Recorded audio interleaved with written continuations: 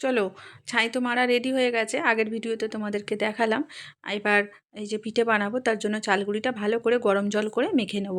আর জলটা খুব একটা গরম করিনি, হালকা গরম করেছি। আর এই চালগুঁড়িটা কিন্তু কেনা, ঘরে করা নয়। এরকম খুন্তি দিয়ে খুব ভালো করে নরম করে একটু চালগুঁড়িটা মেখে নিতে হবে।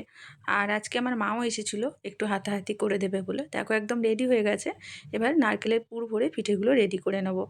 আজকে হবে দুধের পিঠে, আর হবে এটাকে কি বলে, ভাপা পিঠে। এই দু রকমই পিঠে হবে।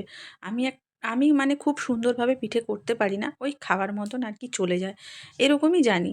আমার মা পিঠে করেছে খুব সুন্দর ডিজাইন করে করে। এই যে অল্প করে দেখো নারকেলের পুর দিয়ে পিঠেগুলো একদম রেডি করে নিলাম। এইদিকে দুধ বসিয়ে দিয়েছিলাম, দুধ পুলি হবে বলে। 1 কেজি দুধ এনেছিলাম, 2টো প্যাকেট ভালো করে ছিঁড়ে দিয়ে দিয়েছি, গরম করে নিয়ে নিতে হবে।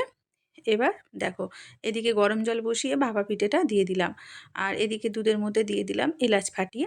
তারপরে এই যে আমার মা পিঠেগুলো কিন্তু করেছে, এই যে সিঙ্গারা আর কি কী সব করেছে, আমাকে বলছিল দেখ আমি ভালো করে তোর থেকে পিঠে বানিয়েছি। তারপরে আর কি দুধ পুলি রেডি হয়ে গেল, ওপর থেকে দিয়ে দিলাম খেজুর গুড় আর একটু নারকেলের কুড়া। তারপরে এদিকে ভাপা পিঠেও রেডি হয়ে গেছে। চলো তাহলে গরম গরম সবাইকে খেতে দিয়ে দিই। আজকে পিঠে পুলির দিন। তোমাদের কার কার বাড়িতে এরকম পিঠে হচ্ছে আমাকে কিন্তু অবশ্যই